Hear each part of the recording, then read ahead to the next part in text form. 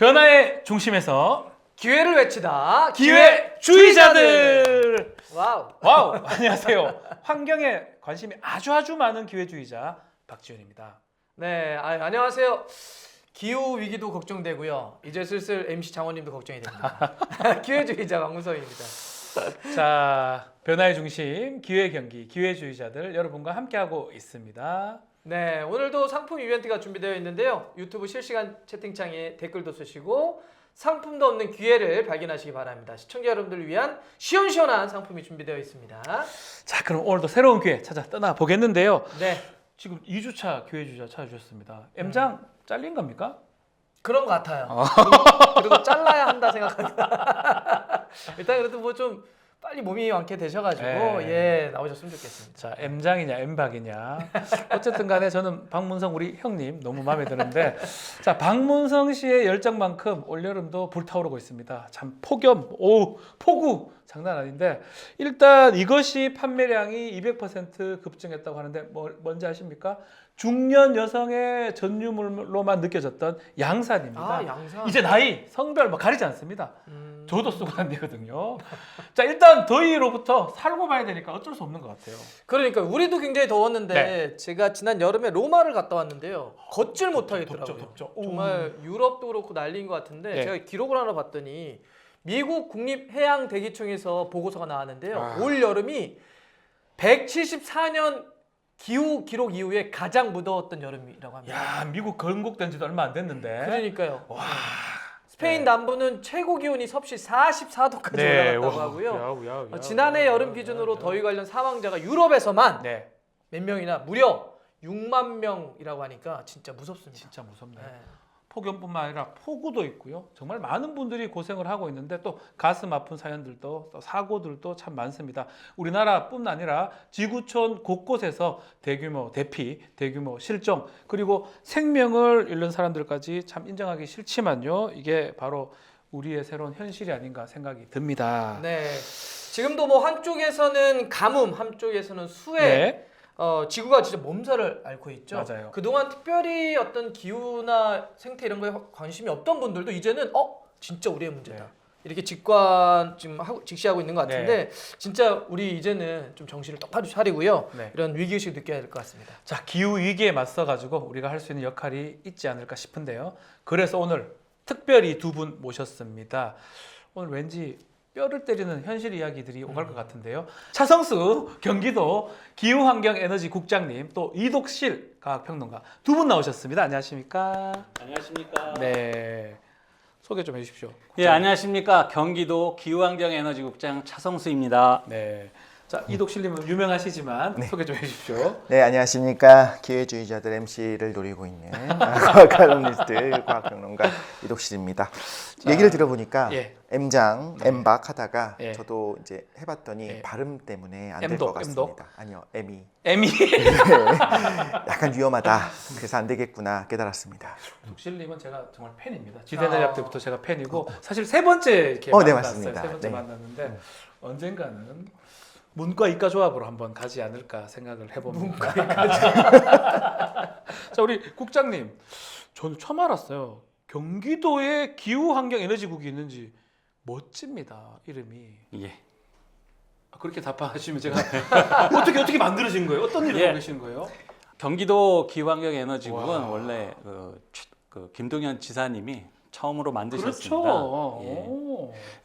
저희가 하는 일은 독수리 시평제와 함께 지구를 지키는 일에 앞장서고 있습니다. 독수리 노형제 아닙니까? 시평제로 늘었습니다. 저희 기후환경에너지국이 처음 만들어지면서 8개 과 또 연구소 관리소에서 10개 과죠. 10개의 과에서 커다랗게 출범을 해서 하고 있습니다. 처음에는 저희가 환경국도 있었고 그다음에 축산 산림국도 있었고 그다음에 경제실에 에너지 담당하는 사람도 있었습니다. 그런데 이것이 기후변화라는 게 그게 요소로 대응할 수 있는 것이 아니고 기후변화라는 것은 전체적으로 대응을 해야 된다라는 김동연 지사님의 강력한 의지를 가지시고 기후환경에너지국으로 그러니까 저희가 전통적으로 환경뿐만 아니라 산림, 그다음에 에너지 전환을 하는 담당했던 분들이 다 모여가지고 커다랗게 기후환경 에너지국으로 출범을 했고요. 예. 또 김동연 지사님이 기후도지사를 자처하시고 계시고 저희 경기도에서는 저희 국을 기후국이라고 부르고 있습니다. 기후. 이게 다른 지자체에 이런 게 있습니까? 없습니다. 경기도가 유일합니까? 예, 그래서 제가 초대국장을 맡게 되었고요. 예. 계속해서 기후환경 에너지 이 부분을 가지고 기후변화에 대응하는 이거 외국 영화 같은 데 보면 나오는 네, 이런 네. 것 같아요. 기후 환경 에너지국입니다. 네, 뭐 이런 그런 느낌의 예, 맞습니다. 멋집니다. 그런 예. 느낌이 들어요. 기후변화에 지구가 병들어가는 거를 막고 예. 그거에 대응을 하는 그런 와, 조직입니다. 엄청 멋있네요. 그 이독실 과학평론가님은요. 그 본명이세요, 이독실? 아닙니다. 이건 아, 이름입니다. 그죠. 좀 제가 잘 몰라서 일단 소개 한 번만 좀. 네. 부탁드리겠습니다. 저는 그 칼럼 쓰고 매체를 통해서 과학 기술을 소개를 하기도 합니다. 근데 기본적으로는 과학의 어떤 원리를 설명하기도 하고, 근데 이제 생각할 부분을 던지는 게 더 중요하다는 생각을 했어요. 과학 기술이라고 하는 건 원래 가치 중립적이어야 되고 그렇다고 우리가 믿고 있는데, 사실 사람이 연구를 하고 주제도 사람이 정하기 때문에 연구가 편중될 수밖에 없습니다. 그래서 최근에는 과학은 팩트를 얘기하고 과학은 숫자로 이야기한다라고 우리가 생각하기도 하는데, 실제로는 과학기술 사회학이라든가 과학의 발전의 원리들, 과거 과학사들을 좀 살펴보면 그렇지 않은 부분들이 좀 많이 있었습니다. 그래서 사회와 어떻게 영향을 주고받는가, 또 과학과 사실과 의견을 구분을 어떻게 해야 되는가, 뭐 언던 사이언스 요즘에 이런 이야기들도 나오기 시작하거든요. 어떤 연구들은 왜 연구되지 않는가, 기후위기도 좀 마찬가지였다고 봅니다. 그래서 과학사들 이런 것들을 통해서 과거에 어떤 사례들이 있었는데 우리가 앞으로 어떤 공부를 해야 되고 어떻게 시민사회가 알아야 되는가, 이런 부분들, 사회와 영향을 주고받는 어떤 과학의 특성들을 알리는 그런 네. 일을 하고 있습니다. 과학과 관련한 사회학 이렇게 얘기 돼요. 맞습니다. 네. 과학을 제가 좀 한마디로 좀 과학을 쉽게 문과생들이 이해할 수 있게 설명해 주는 분입니다. 그러니까 왜냐하면 유럽에서도 축구가요. 축구 사회학이 있어요. 아, 축구가 사회적으로 어떤 영향을 미치느냐, 예. 스포츠가 이거 관련한 사회학이 있거든요. 그래서 딱 들어보니까 비슷한 거겠구나. 재밌겠네. 아하. 반대로 과학이 사회에 미치는 영향뿐만 아니라 사회가 과학에게 영향을 미친다는 거죠. 그런 것도 보통 있겠죠. 그렇게 생각하지 않는 경우들이 있어요. 과학은 굉장히 가치 중립적이고 아주 팩트만 예. 이야기를 하기 때문에 사회가 그걸 따라와야 된다고 생각하는데 그렇지 않은 여러 가지 증거들이 있거든요. 그렇죠. 그렇기 때문에 오히려 사람이 하는 것들이 더 중요하기도 하고, 우리 국장님이 하는 활동들이 굉장히 중요한 이유 중에 하나가 결국엔 사회에서 요구하는 것들이 과학이 따라가는 거거든요. 그런 면에서 그런 부분들을 우리가 잊으면 안 된다라는 이야기를 하고 싶습니다. 재밌겠네요. 두 분은 뭐 법학과 전공하지 않았을 것 같아요. 법학, 경영학, 자연과학 뭐 이런 이과를 전공하신 건 맞죠? 예, 저는 자연과학을 전공했습니다. 독실님은 당연할 거고요. 두 분 언제부터 이렇게 기후나 에너지, 환경 관심을 가지게 되신 겁니까? 혹시 이렇게 말씀하시면 안 돼요. 국장 되고 나서부터 그렇게 됐습니다. 이렇게 말씀하시면 안 됩니다. 그렇게 말씀하시면 제가 실망할 것 같아요. 네, 그런 것은 아니고요. 네. 제가 지구환경과학을 전공을 하고 전공했습니까? 제가 정확히는 지구물리학을 했었는데 우와. 지구물리학이나 지질학을 하던 사람이 네. 저희가 처음에 전공을 할 때만 해도 석유가스 찾는 일을 주로 했습니다. 석유가스, 그다음에 석탄, 그러니까 화석연료를 찾는 거를 열심히 옛날에. 했었던 사람이고요. 예, 예전에. 지금 제2한강구 이런 거 아닙니까? 네, 지금 기후 변화가 이렇게 될 줄은 모르고 열심히, 그 당시 기억을 하실지 모르겠지만 예. 1978년도에 오일 쇼크가 있어가지고 그렇죠. 전 세계가 난리가 났습니다. 난리가 났습니다. 그래서 모든 사람들의 관심이 어떻게 하면 석유를 확보할 것인가. 그게 국가를 위해서 가장 중요한 일이다. 그래서 열심히 석유 찾는 일을 하고, 그러니까 저는 뭐 개인적으로는 사회 나와서는 그 국가가 석유가 옛날에 파동을 경험하니까 90일 동안 전략 비축을 합니다. 90일 분을. 네. 그래서 맞아요. 그거를 지하에다 저장하는데 그거 설계하던 사람이었는데요. 아. 그래서 그러다 보니까 자연히 저는 뭐 에너지 회사에 다니게 되었고 외국계에서도 에너지만 열심히 하다 보니까 기후 변화가 결국 이제 심각한 문제, 에너지 이 에너지하고 문제이기 기후 때문에. 변화는 뭐 뗄 맞습니다. 수가 없잖아요. 기후 변화의 절대적인 영향은 에너지로부터 옵니다. 아하. 예.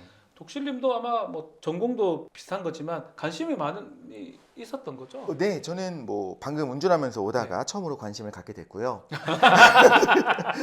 다행히 안 터지면 어떡하나 걱정을 많이 했는데 저는 어렸을 때 오히려 이런 얘기를 들었어요. 석유가 30년이면 저도 고갈된다. 그렇게 50년이면 고갈된다. 맨날 고갈된다고. 맨날 고갈된대요. 큰일 났다. 빨리 뭐 핵융합을 찾아야 맞아요. 된다. 이런 이야기를 했었는데 뭐 지금은 150년, 200년 왜 점점 늘어날까? 이상한 생각을 하기도 했었는데 그러다가 어느덧 이제 사회적인 현상이나 과학사적인 걸 보게 되면 처음에 기후 위기가 있을 수밖에 없다. 지금 인간 활동 때문에 지구 온난화 당시에 이제 지구 온난화가 시작됐다라고 하는 이야기를 유사과학이라고 얘기했어요. 그렇게 몰아가는 환경학자들이 야, 저 사람들 사입이다. 오히려 좀 과하다. 이렇게 이야기를 하다가 지금은 반대잖아요. 우리의 인간 활동 때문에 기후 변화가 있는 것이 아니다라고 이야기하면 그게 이제 유사과학이 됐거든요. 이것도 어떻게 보면 어떤 연구가 진행되면서 사람 활동에 대한 평가가 달라지는 건데 진짜 석유 고갈의 공포가 아니라 오히려 기후 변화의 공포가 찾아올 줄은 정말 생각조차 못했거든요. 저희도 마찬가지입니다. 그런 면에서 봤을 때 어떤 재생에너지, 기후 변화의 어떤 이슈를 볼 때마다 충격을 너무 받았고 오히려 그런 IPCC 보고서 이제 최근에 사실 2021년, 22년 이런 이슈들이 생기면서 보니까 야 이건 큰일 났다. 모두가 알아야 되는 거네. 근데 우리가 어쩜 이렇게 모르지? 이러면서 관심을 근데 좀 갖게 아직까지도 제가 며칠 전에 또 경제 공부하시는 분도 되게 유명한 그런 분도 얘기하는데 야 기후 변화야 돌아와 좀 있으면 다시 또 온도 그런 떨어져 분들도 그런 계세요. 분들이 있어요. 그래서 있어요. 제가 말싸움하다가 졌어요. 지식이 없기 때문에. 아니 지금 저기 곰들이 얼마나 힘들어하는데 곰들도 없어져가지고. 살쪄 있대 또 말도 안 되는 얘기를 하는데 그러니까 막 신라시대 얘기를 하고 통일신라 때가 어쩌고 저쩌고 하는 제가 무지해서 져버렸어요. 근데 요즘 그분들한테. 저는 그 시계 있잖아요. 지구에 그 남아 있는 와 그거 볼 때마다 몇 분 안 남았다. 막 합니다. 예. 그래서 사실 그 몇 년 전만 하더라도 뭐 지구를 살립시다 이런 캠페인들을 좀 보면 뭐 아까 말씀드렸지만 북극곰이 사라진다, 빙하가 녹는다 이런 내용들이 있었잖아요. 이제 사실 이제 그런 이야기를 더 이상 듣지 않아도 지구가 얼마나 아픈지 저희가 이번에 막 무더위나 이런 걸 통해서도 아니면 막 뭐 엄청나게 비가 쏟아진다 너무 힘들어요. 알 수 있거든요. 저기 뭐 많이 들으실 텐데 진짜 우리가 지금 당면한 이 기후 위기가 얼마나 심각한 건가요? 국장님. 예전에는 기후변화라고 그러면 야, 네. 저거 연구하는 사람이 먼 미래 얘기 하나보다 그런 게 대부분이었습니다. 그렇죠. 저는 미래학자라고 생각했습니다. 예. 당장 먹고 사는 게 근데 중요하지. 당장 올해 느끼셨죠? 맞아요. 예, 폭염 이게 그 유례가 없는 폭염이고 지금 전 세계가 예. 지금 막 더웠다 추웠다 막 폭우가 막 쏟아지고 폭설, 폭우 뭐 재난 난리도 아닙니다. 그 기후로부터 오는 기상 변화가 너무 심각해져서 더 이상 이제 일반인 분들도 기후 변화가 먼 미래 얘기가 아니구나라고 다들 느끼실 것 같습니다. 네. 독실님요? 아까 말씀하셨던 거 살짝 하나 지적을 하고 싶은 게 네. 기후가 돌아온다고 하는 건 사실 맞는 말입니다. 또 맞아요 그 사람 말이. 돌아옵니다. 그래서 졌어요 그래서 제가. 네, 저희가 뭐 움막 짓고 살고 있겠죠. 그렇게 돌아간다고요? 그러니까 언젠가 항상 네. 대멸종이 있었고 아. 그 이후에 폭발적인 진환이 일어나게 됩니다. 근데 우리가 원하는 거는 인간이 살고 있는 우리 이 문화를 그대로 유지하는 상황에서 그렇죠. 지금 이걸 유지하고 싶은 거잖아요. 그러니까 사람이 사라진 다음에 또 네. 피워봤자 뭐 하겠습니까? 그런 면에서 좀 생각할 필요가 있고요. 예. 사실 너무 심각한 것 같은 것 중에 하나가 아까 처음에 오프닝에서 제가 듣고서 좀 공감을 했는 게 유럽에서 6만 명이 사망을 했습니다. 더위 때문에. 왜 그랬느냐? 유럽은 에어컨이 없어요. 에어컨이 필요가 없습니다. 거기는 여름이 덥지 않아요, 생각보다. 예전에 우리 그냥 어릴 때 배울 때 지중해식 기후가 네, 매우 맞습니다. 좋다고 그렇게 배웠던 기억이 나는데. 그리고 뭐 런던이나 뭐 예. 우리가 생각하는 수많은 대도시들 보면은 예. 굉장히 북이 뭐 40도 그렇죠, 높은 고고. 곳에 있습니다. 그런데도 멕시코 난류 때문에 좀 따뜻한 거고 서늘하고 따뜻하고. 굉장히 예. 살기 좋은 부분인 거죠. 그러다 보니까 에어컨도 없고 여름에 잠깐 더울 때 뭐 예. 지중해성 기후라고 하는 뭐 이런 이탈리아 같은 데도 그냥 문 열어놓고 있으면 그늘에 들어가면 시원합니다. 그런데 말도 안 되는 폭염이 벌어지니까 네. 에어컨이 없으니까 피할 곳이 없고 사람들이 많이 사망하기 시작하는 거예요. 근데 저는 정말 걱정인 것이 우리 이제 국장님도 말씀해 주시겠지만 유럽이 이제 에어컨의 필요성을 느끼기 시작했어요. 맞아요. 네. 팔로 가면 되나 그러면? 그럴 수도 있겠지만 여기서 비즈니스를 생각하시네. 그런 생각이 자꾸 그런 생각이 막 들어요 그냥. 우리나라 죄송해요. 보통 에어컨 예, 아주 좋습니다. 잘 만들고 우리나라. 예. 무슨 말이냐? 네. 사실 유럽의 기본적인 환경에 대한 그 감성이 굉장히 높습니다. 기본적으로 우리 아리백을 따라가려고 하는 이유도 사실 유럽에서 시작이 된 거고요. 북유럽 같은 더 하고요. 그렇죠. 그럼에도 불구하고 사람의 생명이 달린 문제가 생기게 되면 일단 살아야 되는 생각이 된 겁니다. 근데 여름에 이제 에어컨이 없으면 죽게 생겼으니까 에어컨의 소요가 늘기 시작했다. 그러면 여름에 전력 수요가 폭증하기 시작하겠죠. 그러니까 여러 가지가 엎친 데 덮친 격이 된 것이 다 아시겠습니다만 라니니아가 3년 연속으로 왔습니다. 원래 라니니아와 엘니뇨가 왔다 갔다 해요. 이거는 기후 변화 때문이 아닙니다. 그런데 하필이면 3년 연속으로 라니냐가 왔고 이제 엘니뇨가 슈퍼 엘니뇨 네. 이게 시작되고 몇 년 간다라고 하면 이게 좀 심하게 일어날 것이고 에어컨을 더 사면 더 지구 온난화 현상이 더 악순환인 증폭- 거죠. 맞습니다. 그 말이네. 거기다가 지금 사실 러시아의 천연가스 공급까지도 예. 이런 문제 여러 가지가 정말 다 답답해. 복합적이기 때문에 정말 심각한데 일단은 해결할 방법이 필요하거든요. 네. 그래서 여러 가지 방안 중에 하나로서 뭐 심지어 핵까지도 네.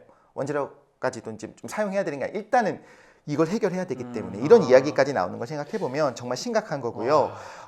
혹시나 관심이 잘 없으셔서 모르시는 분을 위해서 살짝 설명하자면 평균 기온이 1도가 상승했다. 예. 그럼 작년에 25도였는데 올해 26도가 됐어? 하면 그 정도는 버틸만하지. 이런 1도의 개념이 되게 평균 기온 1도가 예. 여름이 25도, 26도 되는 그런 개념이 아니고 굉장히 기상 이변이 많아지는 겁니다. 훨씬 더 강해지는 그렇죠. 거고 지금 이미 기상청에서도 우리나라에서도 장마라고 하는 개념 제가 어렸을 때 생각했던 그 장마는 이미 사라졌다고 봐요. 그런데 여름에 오는 그 오랫동안 있는 그 비를 장마라고 이야기하는 것뿐이지 원래 기단과 기단이 만나서 생기는 그런 장마의 개념 자체가 사라지고 기후는 변화를 해버렸습니다. 네. 그런데 이게 장기화될 것이고 앞으로는 예측 불가능해질 거다라고 하는 걸 생각을 해보면 가장 중요한 건 예측 가능성이 제일 중요하거든요. 예측할 수 있느냐. 근데 예측이 불가능해지는 상황이 오고 있다. 네. 그렇다면 피해는 점점 커질 것이고 예. 유럽뿐만 아니라 우리나라에서도 계속적인 문제는 생길 수밖에 없다. 동해에서 막 참치 잡힌다고 좀 난리 깜짝 났어요. 놀랐거든요. 예. 그리고 말씀하셨던 걸 제가 이번 여름에 정확하게 느꼈거든요. 제가 로마에 있을 때 거기 에어컨을 안 틀더라고요. 원래 안 틀었어요. 폭염인데 안 트는데 너무 더우니까 사람들이 쓰러지니까 틀기 시작한 거예요. 네. 어떤 현상이 벌어졌느냐? 로마 전체에 정전이 계속 일어나요. 걔들은 전력이 그만큼 없으니까. 이렇게 에어컨을 쓰지 않았던 도시인데 원래 뭐 옛날 고대 유물도 있어서 그 깔지도 않았지만 예. 원래 안 썼는데 쓰기 시작하니까 그래서 제가 있는 동안 정전이 2번 일어났어요. 우와 로마인데 4일인가 5일 있었는데. 와, 깜짝 놀랐습니다. 장난 아니다. 장난 아니다. 직접 느꼈습니다 그 이야기. 네. 와 분위기가 진짜 더 이상한 것 같은데요. 저희가 이제 좀 무거운 뭐 이런 이야기를 했는데 그렇죠. 그러면 제가 약간 화제를 좀 돌려서 화제 바꾸죠. 예. 그러면 뭐 이렇게 환경의 기후의 이런 위기를 맞아서 난 이런 걸 하고 네. 하고 있다. 뭐 이런 개인만의 뭐 조금만 소소하지만 중요한 것들 있잖아요. 이거 소심하게 하나씩 좀 얘기를 좀 해보겠습니다. 저 같은 경우는 여기 지금 나오지만 일회용을 안 쓰려고 텀블러를 자주 이용합니다. 일회용을 가급적 안 씁니다. 좋죠, 좋죠. 아, 손으로 받아 먹어요 대부분. 더러운데요. 뭐 하나 얘기해 보세요. 저는 네. 이제 빨대를 잘 안 쓰려고 그래요. 빨대. 아예 네. 모든 빨대. 네. 요즘 네. 이제 다양한 빨대들이 나오긴 하는데 아예 어딜 가면 뭐 텀블러 쓰기도 하지만 빨대를 아예 좀 어디든 쓰지 않으려고. 빨대. 그다음에 제가 배달 음식을 먹는 음식을 되게 좋아하거든요. 그래서 배달 음식 맛있잖아요. 근데 배달 음식을 시킬 때도 일단 최소한의 용기를 좀 봅니다. 아 멋있다. 그래서 저는 배달 음식이 제일 마음에 걸리는 게 먹고 나면 플라스틱이 이만큼 너무 나와. 많아. 그래서 왜 이렇게 왜 저는 많이 그거 줄여준다는 데 있으면 거기 시킬 것 같아요. 저도요. 좀 관심 많아서. 와, 근데 착하다. 너무 많아요 플라스틱이. 뭐 우리 국장님도 뭐 더 실천하고 계신 게 하나 있을까요? 저도 마찬가지로 원래 기후 변화는 대응도 중요하지만 적응도 또 중요합니다. 그래서 그 적응을 하는 데 있어서 사람들이 쉽게 적응하려고 노력할 수 있는 것들을 계속 실천해 나가는 것도 중요하기 네. 때문에 그 중에 하나가 말씀하신 일회용기를 쓰지 않고 되도록 텀블러를 쓰고 이렇게 습관화할 수 있는 거를 자꾸 하는 게 되게 중요할 것 같습니다. 그래서 뭐 종이도 되도록 안 쓰고 저도 이렇게 태블릿으로 좀 이렇게 보려고 하고 네. 그다음에 종이 누가 이메일 갖다 놓으신 종이 이걸 누가 갖다 놨지 이게?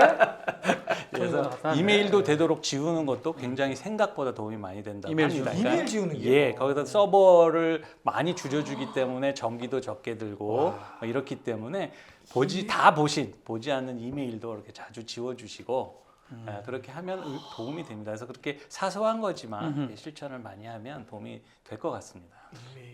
야, 몰랐네. 네. 몰랐어요. 독실님도 뭐 하나 네, 여름은 적응해야 된다라고 네. 말씀하신 거 정말 공감을 한 게 그래서 저는 집에서 발가벗고 있습니다. 굳이 옷을 입을 필요가 있나 생각을 하기도 하고. 그거 경범죄 아닌가요? 집에는 괜찮습니다. 네. 나오면 범죄가 완전히 발가벗고 있는 건 아니지만 좀 덥게 입기도 하고 또 하나는 좀 생각을 해봤는데 저는 이제 설거지하기 귀찮아서가 절대 아닙니다만 네. 그냥 식판 같은 거 써갖고 어. 굳이 그릇을 따로따로 쓰게 되면 설거지가 귀찮아요. 아니 힘들어. 이게 물이 많이 있어요. 예. 그래서 그냥 하나의 커다란 판에다가 반찬을 조금씩 얹어서 먹기도 하고요. 귀찮아 보여요. 아닙니다. 진짜 그렇습니다. 아기들 하는 건데. 네 맞습니다. 그렇게 하는 것도 도움이 되고 또 하나는 이거는 많은 분들이 혹시나 이거 건강을 위해서도 필요한 건데 네. 세제를요. 네. 딱 정량을 한 번만 보시면요 깜짝 놀랍니다. 아. 식기세정제도 마찬가지고 원래 뭐 몇 리터에 네. 얼마나 넣어라라고 하면은 야 이거로 세정이 돼라는 생각이 드는데 빨래도 마찬가지죠. 빨래할 때도 세제 양을 보면요 생각보다 되게 적어요. 이게 빨래가 될 리가 없잖아요 느껴지거든요. 근데 그 정량을 넣는 것이 세척력도 제일 좋거든요. 그리고 물도 절약할 수 있고 심지어 잔유 세제까지도 예. 잔유 세제도 제일 적게 남길 수가 있어요. 이런 거를 실천하는 것들이 어떻게 보면 작은 거지만 굉장히 도움이 될 수 있는 거죠. 저는 이제 설거지 같은 거 하면 거품이 안 나면 불안하거든요. 그죠. 근데 사실은 정량으로 해보면 거품이 많이 안 나는데 불안해서 막 쓰다 보면 맞아요. 생각보다 더 많이 쓰고 그게 환경에도 안 좋고 나중에 건강에도 안 좋은 거잖아요. 확인해 보면 네. 잔여 세제가 남아 있는 경우가 되게 많습니다. 아, 역시 이거 좋은 아이디어네요. 저희가 이제 일상에서 네. 할 수 있는 뭐 한번 이야기를 해봤는데 좀 더 모셨으니까 전문가 네. 두 분을 전문적인 이야기를 한번 해볼게요. 전 지난번 그 대선 토론 때 많이 나와가지고 진짜 그때부터 저도 뭔지 찾아봤어요. 알겠어요. 그래서 예. 아리백 리백이라는 사람도 있고요. 이걸 몰랐던 대선 후보도 죄송합니다.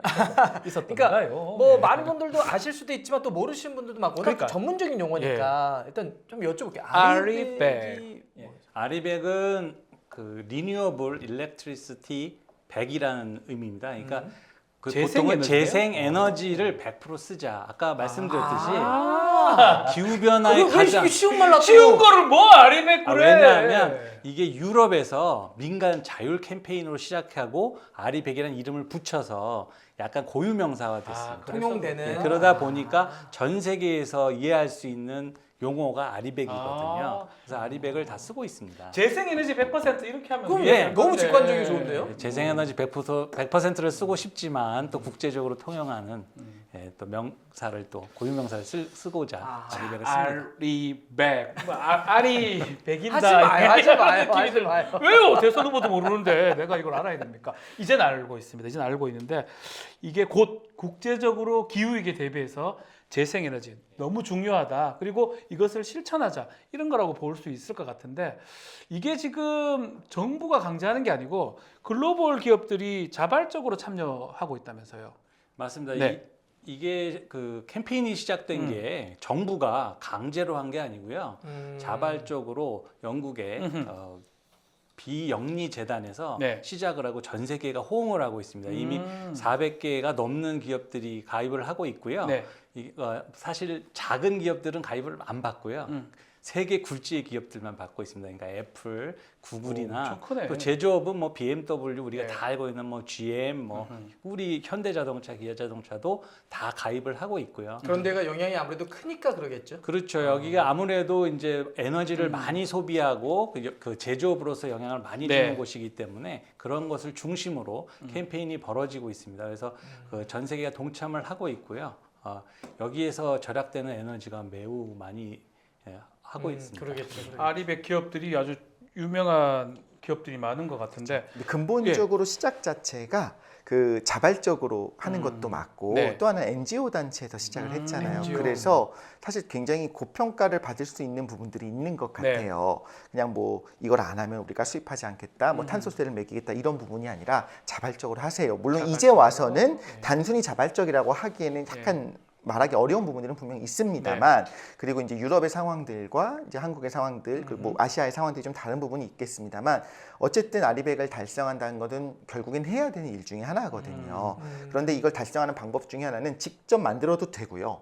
재생에너지 발전소에서 만든 그 전기를 사서 쓰는 방식도 있고 사서 그것을 쓴다. 네, 인증을 이제 받는 것들이죠. 그 티켓을 사듯이 이렇게 하는 방식들이 있는데 이 신청서를 제출을 하면요, 그 본부가 더 클라이밋 그룹이 있습니다. 그래서 검토를 하고 그 다음에 가입을 확정이 되게 되는데 그 다음에 한번 가입하면 이제 평생 가는 것도 아니고요. 계속 확인을 합니다. 그래서 1년 안에 이행 계획도 제출을 하고 성과가 어떻게 되는지 계속 확인을 해야 되는 거죠. 그래서 재생에너지 비중이 2030년까지 이제 60%, 2040년까지 90% 올려야지만 자격이 유지가 되는 거고 그렇기 때문에 어떻게 보면 작은 기업은 받지도 않는 것뿐만 아니라 이걸 못하죠. 쉽지가 않은 것 같아요. 작은 기업에서 뭐 이거 하다가 큰일 나겠구만.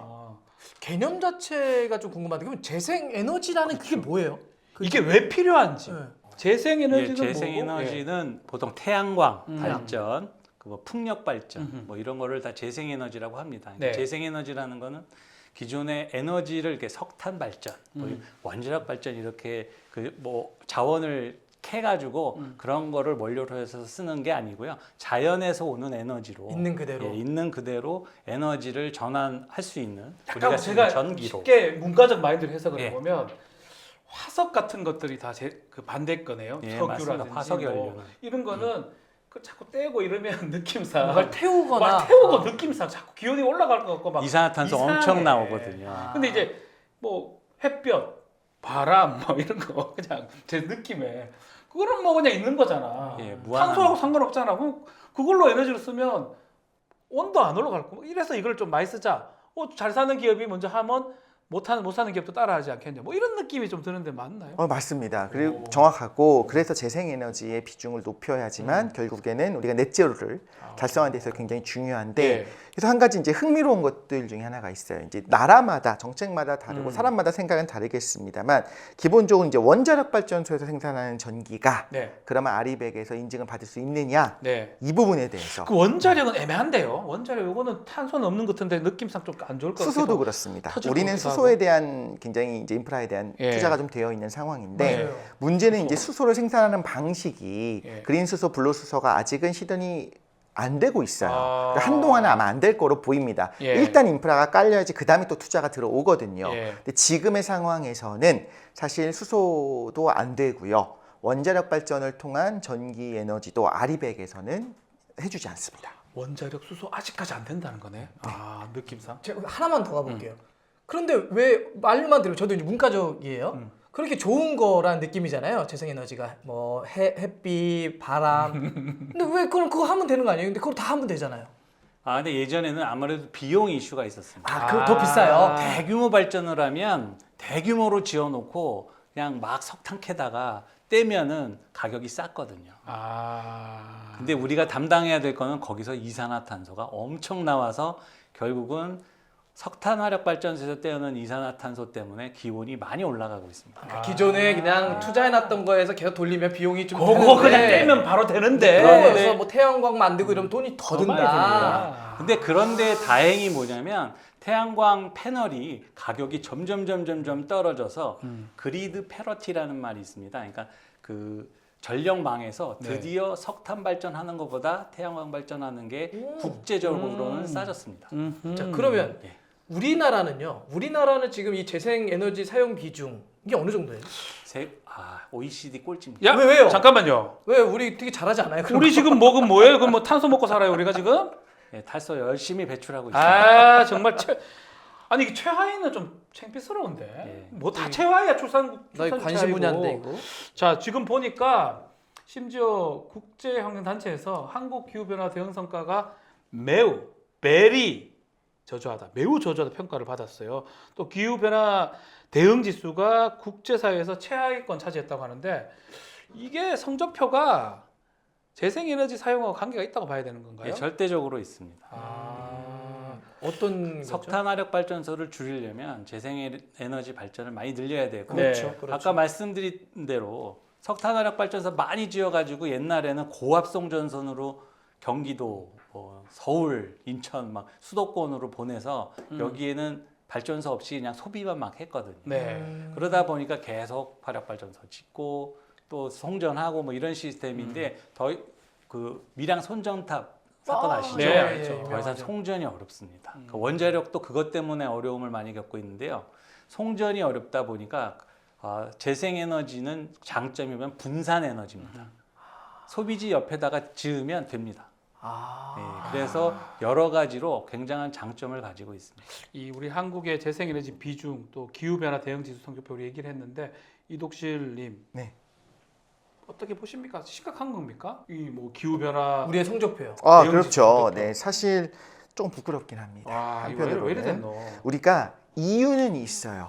당연히 이렇게 될 수밖에 없었던 것들, 자연 네. 환경적인 이유도 있고 우리의 어떤 산업 구조도 당연히 이유는 있습니다만 결국에 가야 되는 길은 맞거든요. 네. 그러니까 사실 경기도에서 우리 다른 곳에 없는 국장님을 앉혀서 이렇게 하려고 하는 거 아니겠습니까? 아까 얘기를 들어보니까 로마에서 아마 국장님 지금 스카우트 해가려고 지금. 로마에서요? 네, 지금. 저랑 같이 가시죠. 이탈리아 말할 수 있습니까? 못합니다. 네, 예. 거기서도 이제 매니지먼트를 해야 되는데 예, 한 번도 예. 있었던 적이 없었던 상황들이 네. 벌어지니까 근데 우리나라가 주요 국가들의 1인당 탄소 배출량 순위도 굉장히 높아요. 네. 그러니까 이렇게 생각할 수 있습니다. 아니 OECD 국가 중에도 최하위인 건 맞는데 네. 우리가 그래도 1인당은 좀 적지 않을까라고 생각할 수 있거든요. 그렇죠. 저희가 뭐 1인당 뭐 이산화탄소 배출한 거 아닌 것 같은데. 그렇죠. 운동을 너무 많이 하다 보니까 네. 생산할 수도 네. 있을 것 같기도 네. 하고. 근데 1인당 배출량이 굉장히 높은 곳이 어디가 있냐면 중동 지역들이 많이 있어요. 왜냐하면 인구는 워낙 적어요.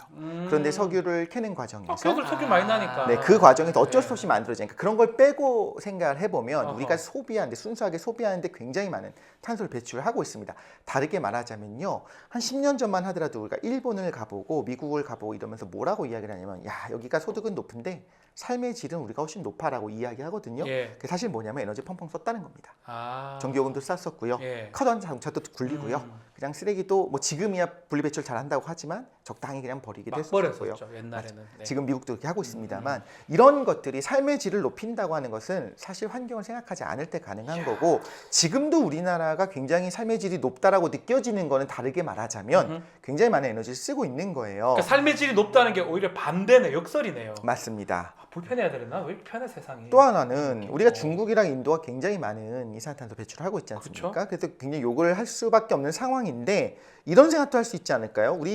그들의 높은 탄소 배출량이 그들이 뭘 하고 있기 때문이냐? 우리 물건 만들어주고 있는 겁니다. 세계 메이드 인 공장. 차이나. 세계 공장. 네, 맞습니다. 가끔 이게 물건을 보면 이게 1,500원. 야, 이거 어떻게 1,500원에 팔 수가 있지? 이게 가능한가 싶을 때가 있어요. 그러니까 누군가의 노동자의 인력이 들어간 건데 그리고 어떤 원료가 들어간 건데 누가 한 거냐? 그쪽에서 다 한 거예요. 그러면서 사실 유럽이 우리한테 하는 거랑 똑같은 겁니다. 유럽의 어떤 산업 구조들을 보면 하청에게 말하자면 아리백 인증 받고 이거 안 하면 거래 안 할 거야라고 했을 때 우리가 좀 당황하는 것처럼 네. 마찬가지로 우리도 너희가 굉장히 많은 이산탄소 배출하고 있잖아라고 하지만 그 덕에 우리가 좀 편안하게 살고 있는 것도 살고 있거든요. 있는데. 그럼 우리가 지구촌의 주민으로서의 생각도 좀 할 필요는 있다 생각이 전 하고요. 지구조적 관점으로 봐야 된다. 맞습니다. 그리고 재생에너지도 우리가 이야기만 하고 네. 솔직히 말씀을 드리자면 이렇게 한번 붐 업이 하잖아요. 그럼 주식 생각해요. 관련된 주식 뭐냐? 맞아요. 주식 얘기만 하지. 주식 진짜로 얘기만 국민적 공감대를 갖고 좀 더워도 내가 옷을 얇게 입고 좀 더워도 부채질을 할지언정 뭐 이렇게 에어컨 틀지 않겠다라고 하지는 지금 않잖아요. 스튜디오 에어컨을 틀고 있지 않습니다. 맞습니다. 매우 힘들어요. 맞습니다. 그래서 아까 로마 얘기하니까 바로 에어컨 수출하다고 얘기하잖아요. 네, 그런 맞습니다. 마인드죠. 바로 비즈니스 죄송해요. 연결시켜. 죄송해요. 네. 이게 제 생각인데 네. 이제 과거 시민운동을 굉장히 우리 자발적으로 했지 않습니까? 네. 그래서 이제 효과적인지를 차치하더라도 사실 하나로 마음을 잘 모았어요. 예를 들면 뭐 국제부상운동부터 시작해서 그래요. 새마을운동도 그랬었죠. 근모으기 운동 근모으기 같은 거 운동도 보면 있었죠. 굉장히 열심히 모았습니다. 효과를 빼고 생각하더라도 정말 힘을 하나로 모으는데 우리 민족이 정말 잘하는 사람들이었는데 네. 사실 희한하게도 기후위기에 있어서만큼은 이렇게 무관심할 수 있을까 싶을 정도예요. 그래서 오히려 어떤 비용이 뭐 독일 같은 경우에 전기 요금이 굉장히 비싸거든요. 독일은요. 그렇게 올리면 오히려 달라질까? 라는 생각이 들기도 하고 또 그러면 또 부작용이 굉장히 심해집니다. 네. 그럼 이걸 도대체 어떻게 해야 되냐 저도 정말 답답했는데 오늘 와서 방법을 알았습니다. 방법이죠? 국장님이 있습니다. 그렇죠. 자, 듣고 나니까 참 대한민국 국민으로서 참 부끄럽기도 하고 많은 생각을 좀 하게끔 되는데 자, 앞장서서 실천하는 기업이나 지자체한테 존경과 또 박수를 보내는데 자, 재생에너지 환경 관심을 가져야 된다. 이 말씀을 우리 독실님 말씀 주셨는데 바로 그 착한 지자체가 경기도다. 네, 맞죠? 맞습니다. 뭐 경기도에서는 아리백 비전을 선포했죠. 네. 그리고 이제 기후 위기에 선제적으로 대응하겠다고 좀 하고 있고 우리나라에서는 아마 가장 전향적인 자세를 좀 취하고 있는 지자체인데요. 김동연 도지사님도 지난번에 기후 도지사가 되겠다 이런 얘기 했잖아요. 기도. 네. 예. 저도 개인적으로 워낙 관심 많은 분야이기도 하는데 그러면 경기 아리백 경기도에서 하는 쉽지 않을 것 같긴 어떤 한데. 정책들이 좀 있어요? 있는지. 경기 아리백? 네. 예, 맞습니다. 있군요. 되게 어려운 과제입니다. 네. 말씀하셨듯이 기후 변화라는 거는 세계적인 위기입니다. 맞아요. 이 세계적인 위기를 우리가 어떻게 극복할 수 있을까? 그리고 아까 말씀드렸던 아리백이라는 거는 자율적으로 재생에너지 100%를 쓰자라고 있지만 또 거기에서 갖고 있는 또 하나의 이면은 무역 장벽입니다. 그렇죠. 맞아요. 재생에너지 100%안 써? 우리 니네 거 수입 안 해. 안 살 거야. 예, 실제로 지금 경기도가 첨단 산업과 여러 가지 부품 산업이 많지 않습니까? 평택, 안성 네. 이런데 다 있잖아요. 근데 화성. 경기 아리백은 이런 많은 기업들을 가지고 있는 데 있어서 이건 거의 생존 전략입니다. 그러니까 이 부분이 위기이기는 하지만 또 전 세계적으로 보면 우리 같이 기술력이 있는 나라에게는 또 기회가 될 수 있습니다. 네.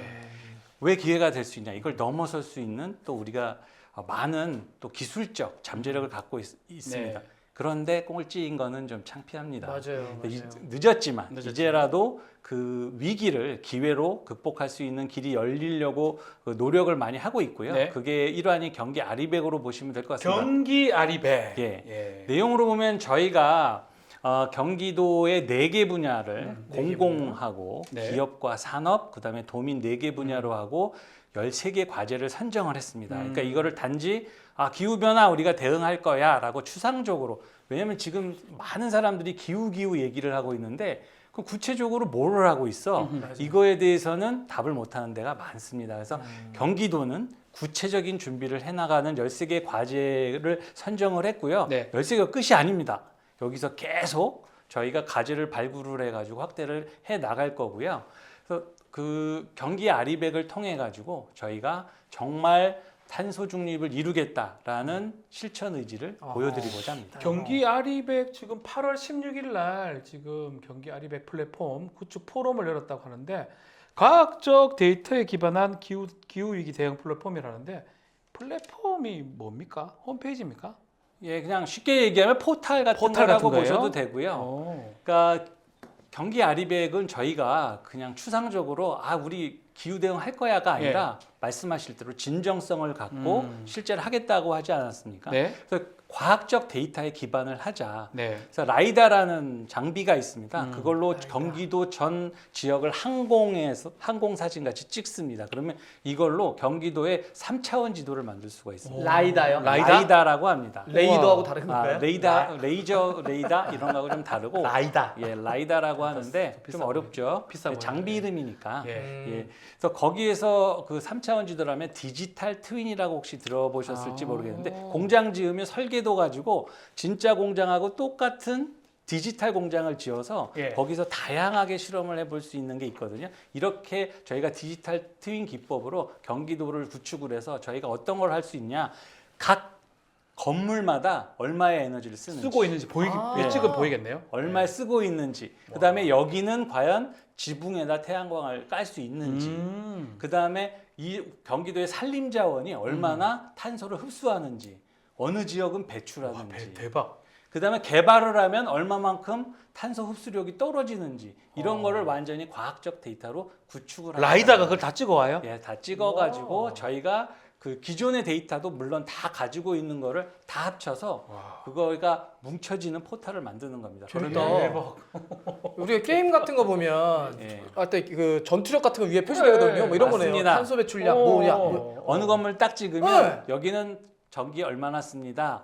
근데 재생에너지는 안 하고 있습니다. 너무 좋다. 재생에너지 얼마 하고 딱 있습니다를 사고 싶은 저희가 다 알 수 있습니다. 타고 싶은 어떤 제품 이렇게 딱 하면 되겠네요. 그러니까 우리나라 기술력이 이렇게 좋은데 왜 이렇게 환경 문제는 이렇게 생각 별로 안 하는지. 아니 이독실 평론가님이 경기 아리백 본 다음에 야 이거 진짜 대단하네, 잘하고 있네, 또 이런 생각을 하신다고요. 네, 저 그 놀랐다면서요? 포럼을 봤습니다. 예. 사실 참여는 못했지만 그 온라인으로 보면서 좀 놀랐고요.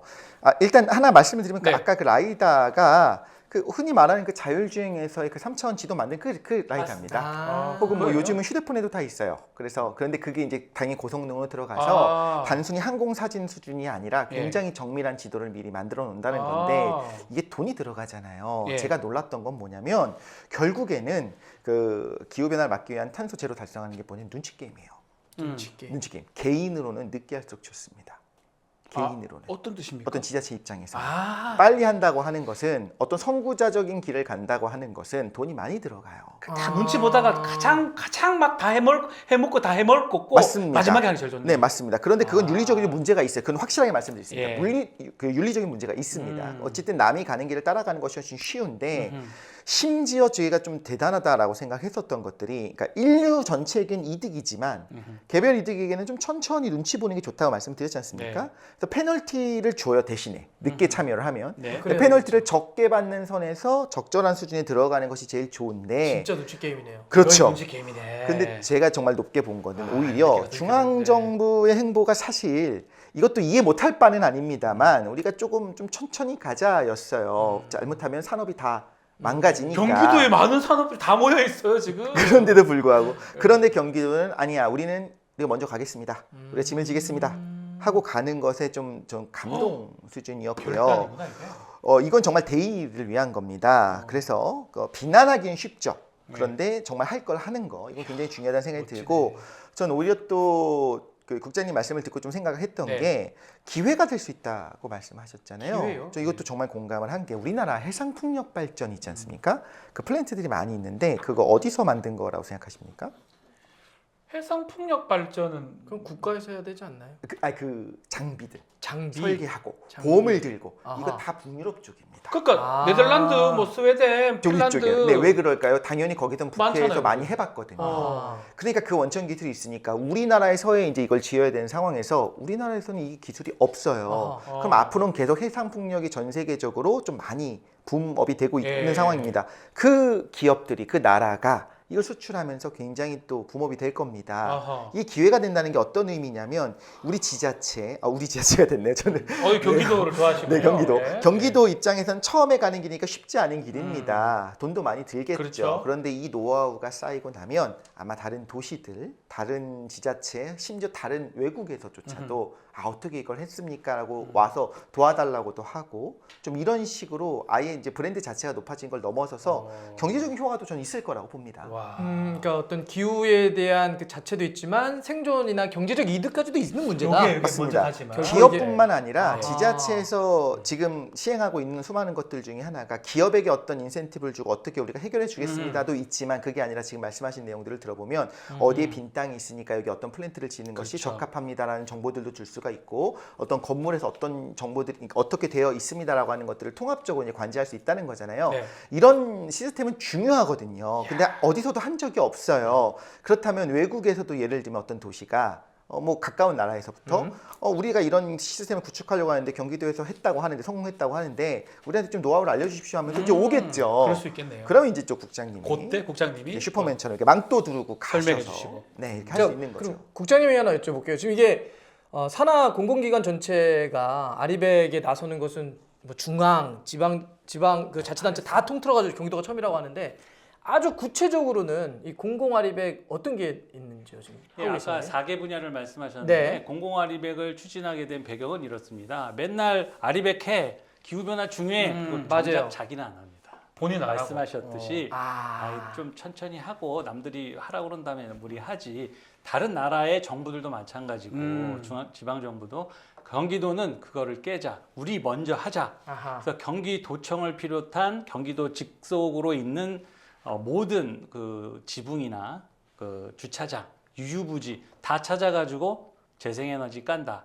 그리고 28개 산하기관 예. 전부 다 해라. 그래서 경기도와 경기도 산하기관에서 사용하는 모든 에너지는 재생에너지로 한다. 우리가 보여준다. 아하. 이거를 하는 거고요. 그거를 하려면은 총 저희가 사용하는 전력량이 13기가와트 아워 정도 됩니다. 네. 그게 이제 요거를 구축을 하면 4인 기준으로 한 6,500가구가 1년 내내 쓰는 전기량 정도 되는데 사실 경기도 전체 양에 비해서는 작을 수도 있지만 적지만 경기도가 실제로 실천을 한다. 이걸 보여주는 게 경기. 제가 이 기사를 봤는데 공무원입니다. 이게 예. 실제로 경기도의 평택 한 기관에서는 이 태양광 패널 같은 걸 설치하는 것 같아요. 설치한 이후에 자체 에너지를 사용 덕분에 전기료가 30% 줄었다고 합니다. 야, 요즘 같을 때 30이면 좀 크네요. 그래서 네. 이게 사실 그만큼 또 혜택을 받는 거 아니겠습니까? 대단한 것 같습니다. 네. 와.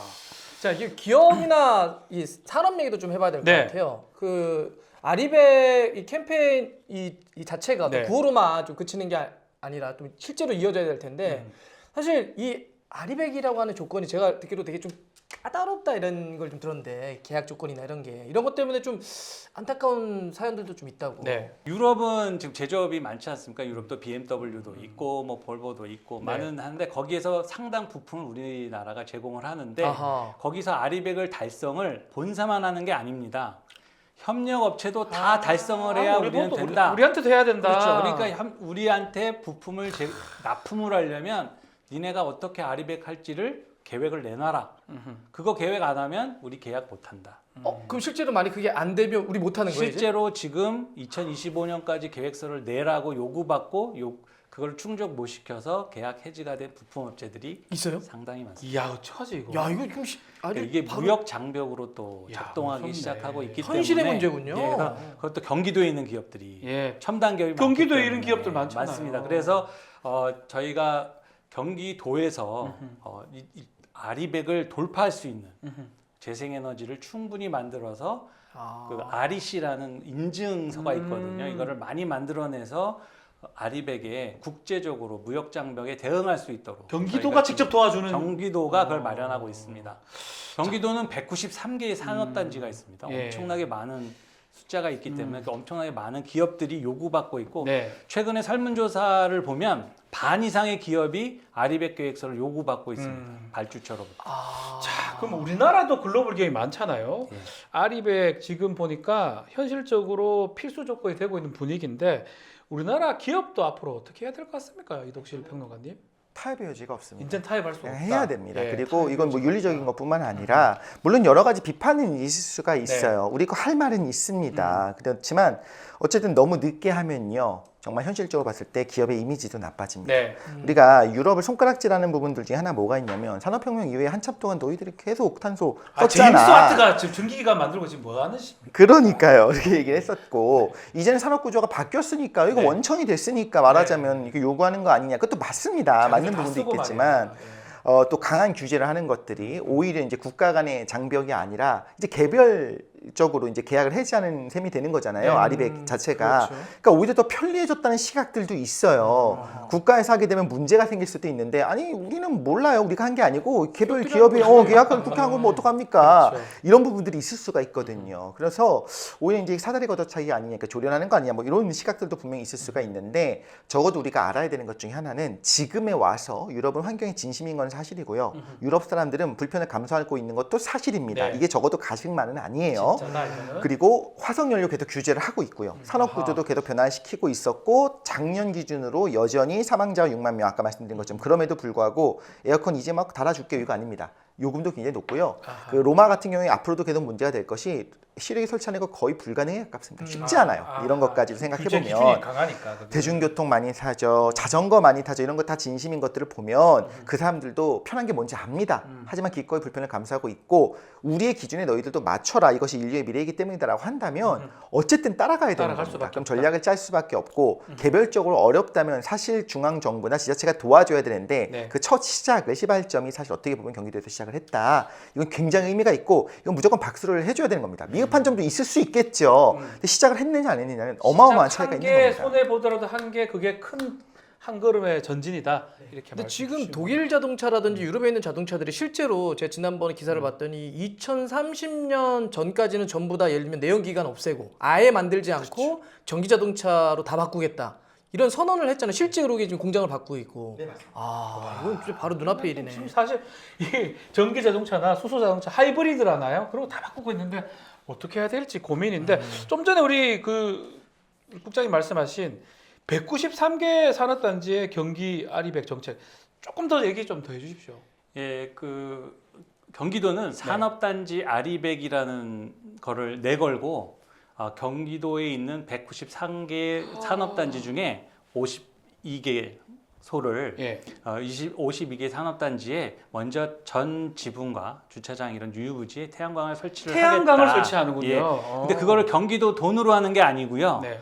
아까 말씀드렸듯이 아리백을 가입해야 되는 기업들이 예. 아리백에 대한 수요가 있습니다. 그래서 이걸 경기도의 재원으로 하는 게 아니라 지붕 태양광을 하는데 참여할 그룹들이 있으신가요? 그리고 저희가 공모를 했습니다. 네. 엄청나게 많은 기업들이 금융이 다 참여를 하겠다고 해가지고 저희가 그 중에서 8개를 선정을 해가지고 투자하겠다는 사람들을 공모한 겁니다. 네. 그래서 그분들을 선정을 해서 장점을 잘 살펴서 선정을 해서 그분들이 시장에서 193개의 확대돼 나가죠. 이제 50여 개에서 193개로 확대해 나가고 있는 산업단지에 태양광을 설치하겠다. 본인들이 알아서 설치를 한다. 예, 그러면 그분들은 태양광 발전 사업을 할 수 네. 있어 수익이 있을 거고요. 예.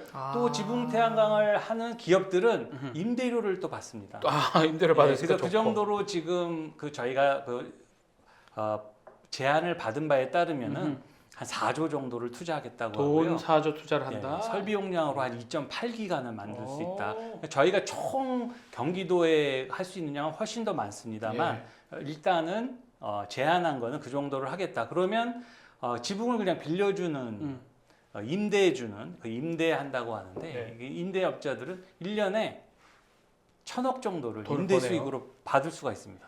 도미나리백은 어떤 내용이에요? 도미나리백은 그 태양광이나 풍력이나 예. 다 유럽에서도 어려움을 겪었던 게 너무 일부의 사람들이 처음에 시작을 하다가 네. 보니까 주민들이 이거 막 우리 동네 와가지고 땅에 막 태양광 세우고 막 풍력 발전기 세우고 이런 거에 대해서 저항이 많았습니다. 네. 그래서 이것들을 특정 기업이 하는 게 아니라 도민들이 참여해서 자기 사업을 만드는 거죠. 도민이 직접. 예, 그래서 도민들이 직접 투자자가 되고 조합을 만들어서 자기 지역에 태양광의 발전 사업자가 되는 겁니다. 그러니까 그런 것들을 경기도가 만들어 나가고 또 영농형 태양광이라는 게 있습니다. 네. 어차피 태양광으로 엽록소가 또 광합성 해가지고 식물도 자라는 거니까 네, 네. 농사를 짓는다는 건 거기서 태양을 일정 정도 그 농사에 지장을 받지 않는 그 과학적으로 이걸 다 증명할 수 있습니다. 그래서 태양광을 논인 밭에 다 깔아가지고 농사를 지으면서 태양광 발전을 하는 겁니다. 이런 것들이 농민이 참여해서 할 수 있도록 다 구조를 만들고 있습니다. 정책과 시장과 참여 이게 보장되어 있는 거네 다. 그래서 우리 도민들한테는 소득에 돈 벌 참여할 수 수 있고. 있는 기회를 제공해 드리는 이야. 그런 게 되겠습니다. 근데 이렇게 여러 가지 뭐 지금 4가지로 나눠서 이제 준비하신다고 네. 구체적인 이야기를 들었는데 진짜 선도적으로 너무 잘하고 계신다는 정책들이 느낌이 들고요. 좋아요. 제 주위에 진짜 그런 분들 많거든요. 그러니까 요새 기후 감수성들이 되게 다 높으셔가지고 예를 들면 야 나는 뭐 다른 거보다 기후에 대해서 먼저 생각하는 사람과 정당에게 투표하겠어. 이런 사람들도 굉장히 많이 있거든요. 그래서 그만큼 상당히 관심이 높아졌는데 먼저 이렇게 많은 일들을 하신다고 하니까 너무 좋네요. 네. 축구에도 뭔가 이렇게 좀 치고 나가는 게 있으면 좋겠는데. 축구도 좀 기후 관련된 좀 정책을 좀 하세요. 그런 고민들이 있습니다. 고민 있습니까? 요즘 뭐 피파나 이런 차원에서 기후와 관련한 것들 몇 가지 캠페인도 한다든지요. 네. 뭐 지금 축구계에서도 고민을 하고 있는 영역입니다. 네. 자, 훌륭한 정책 또 함께 꼭 따라줘야 하는 게 이 관심, 또 작은 실천 같은 게 필요한데 경기도청 내에서 환경을 위한 규정이 있다고요? 예, 지금 예. 그 일회용기 지금 경기도청으로 반입을 못합니다. 다 텀블러를 쓰도록 되어 있고요. 지금 이걸 보면 저희 하고 아실 있는- 겁니다. 네. 여기 일회용품 들고 들어오면 예. 퇴출 당합니다. 퇴출까지 당합니까? 이 드시고 나면 전부 다 세척도 해드립니다. 그렇죠. 세척도 직접 하고요. 이런 자그마한 실천을 하고 시작했습니다. 종이 없는 회의도 한다면서요. 예. 그래서 저희 태블릿 예, 갖고 오셨네요. 저희 종이도 줄이고 네. 예, 많은 노력을 하고 있습니다. 요새 이제 축구계에서는 예를 들면 유니폼을 재생 이러한 좋네. 펩 뭐 이런 플라스틱이나 이런 거로 해서 만들기도 하죠. 좋네요. 네. 자, 우리 이덕실 평론가님 그 네. 환경을 위해서 좀 당부하고 싶은 말씀 있을까요? 네, 뭐 어렵지 않습니다. 네. 세 가지를 하면 될 것 같은데 일단 착한 기업, 착한 지자체는 지지하는 게 필요합니다. 경기도 지지해 주세요. 첫 번째, 네 그리고 불편은 감수해야 됩니다. 어쩔 수 없습니다. 지금 더운데 우리 참고하잖아요. 맞습니다. 더운데 참고하잖아요. 저 지금 땀 집이었으면 우리 방문산에서 지금 땀 절절절 흘렸어요. 지쳤습니다. 저도 그렇고요. 집이었으면 벌써 저는 우통 벗었습니다. 예. 그리고 또 하나가 네. 좀 어렵습니다만 비용 증가를 받아들일 수밖에 없습니다. 증가를 어쩔 수 없습니다. 네. 세 가지 착한 기업, 지자체 지지하고 네. 불편 감수하고 기업 비용 증가를 받아들이자. 다 와닿네요. 이게 네, 정답이에요, 네. 사실은. 자, 많은 얘기 나눴는데 우리 국장님 오늘 땀을 좀 많이 흘리시면서 아주 진지하게 설명해 주셨는데 계획도 궁금합니다. 앞으로 어떻게 합니까?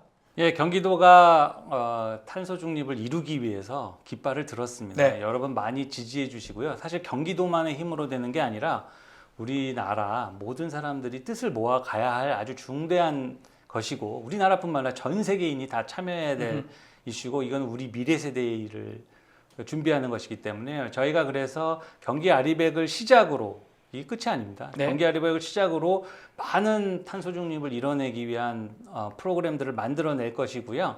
그렇게 되면은 지금까지 우리가 너무 쉽게 아까도 말씀드렸듯이 대형 발전소 져가지고 송전해가지고 그냥 경기도, 서울, 뭐 인천 막 이런 데서는 열심히 쓰고 이러던 구조가 이제 완전히 바뀔 것입니다. 분산형 에너지뿐만 아니라 지방자치가 점점 확대되고 있지 않습니까? 네. 그래서 경기도는 아주 새로운 형태의 에너지 모델을 보여드릴 것이고요. 그게 결국은 우리나라의 국가 표준이 될 것이라고 저는 국가 생각을 표준이 합니다. 될 것이다. 그래서 논란이 많이 있는 대형 발전소들은 많이 이제 줄어들면서 다른 형태를 가지고 갈 수밖에 없도록 진행될 예정이고요. 그거를 위해서 최선의 노력을 다하도록 하겠습니다. 경기도가 중앙 정부를 좀 선도할 수 있는 그런 상황까지 아마 예측이 됩니다. 우리 이독실님 뭐 이거 말고도 앞으로 계획 없습니까? 또 과학 관련된 네. 콘서트라든지 이거 좀 해주셔야 되는 거 아닙니까? 그런 것도 하면 네. 좋을 것 같습니다. 사실 개인이 할 수 있는 게 뭐가 있느냐고 하면 그렇게 많지는 않은 것 네. 같아요. 그렇지만 어떤 여론이 되게 중요하고요. 시민의식이 중요합니다. 결국엔 정책을 움직이는 거는 지지자들이 네. 어떤 마음 품고 이제 제일 중요하거든요. 그런 면에서 그런 시민의식 고양을 시키는 것도 중요하지만 또 하나는 바르게 하는 것도 중요하거든요. 그래서 그런 부분을 위해서 계속 노력하도록 하겠습니다. 자, 기회주의자들 오늘 좀 좋은 얘기 또 좀 쉽지 않은 얘기를 했는데 하여튼 좀 다들 많은 분들이 좀 알았으면 좋겠다는 생각이 듭니다. 자, 기후위기 극복을 위한 정책 연구하고 또 현장에서 애써주시는 차성수 기후환경에너지 국장님, 또 기후위기에 무감각한 지구인들을 혼내주고 있는 알려주고 있는 이독실 과학평론가님 두 분 너무 감사합니다. 네, 뭐 이 밖에도요. 저희 앞으로 기회주의자들에서 다루고 싶은 네. 주제나 보고 싶은 게스트 이렇게 있으시면 의견 많이 보내주세요. 그러면 저희가 2023 GG 스토리 다음 메일 의견 보내주시면은요. 네. 저희가 선물도 드리고 게스트도 모셔드리겠습니다. 자, 세계의 굴뚝이라고 불리는 중국도 변하고 있습니다. 자, 지금은 뭐 믿기지 않겠지만 재생에너지 발전량이 가장 많은 나라가 되고 있습니다. 자, 우리나라 대한민국은 앞으로 어떻게 나아가야 할지 답은 이미 나와 있죠. 기후변화 문제, 우리가 극복하거나 또 몸으로 겪어낼 수밖에 없는 그런 과제가 아닌가 생각이 듭니다. 외면할 수 없고요. 생활 속의 작은 실천은 물론 또 착한 기업, 또 훌륭한 지자체, 많은 칭찬과 관심, 응원 부탁드리겠습니다. 오늘 함께해 주신 두 분께도 다시 한번 감사의 말씀드리겠습니다. 고맙습니다. 감사합니다. 네, 감사합니다. 박문성 씨 혹시 다음 주 나오십니까? 불러주시면 나오겠습니다. 네, 저는 왔으면 좋겠다는 생각도 무릇 듭니다. 알겠습니다. 자, 인사드리겠습니다. 변화의 중심에서 기회를 외치다. 기회주의자들 안녕, 감사합니다. 고맙습니다. 우리가 생각하는 새로운 변화란? 혁신과 성장을 통해 더 많은 기회로 삶의 질을 높여 더 고른 기회로 가치 있는 미래를 위한 더 나은 기회로 함께 성장할 수 있다는 것. 세상을 바꾸는 기회 수도. 여기는 경기도입니다.